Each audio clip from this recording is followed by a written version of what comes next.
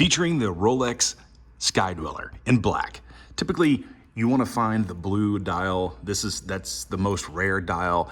You find it in the marketplace very, very rarely. And some people overlook the absolute gorgeousness of this black dial on this Skydweller.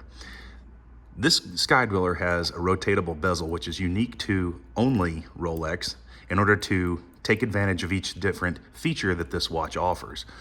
No other watch in the world works like the Skydweller, and the size of the watch is a little bit larger. So for folks who like a little bit larger watch but don't want to be terribly flashy and want something in a sport model that's completely different than their friends, this is definitely the model to have.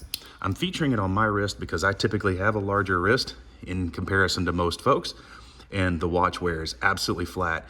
It's just a really great watch, and maybe I just wanted to wear it anyway.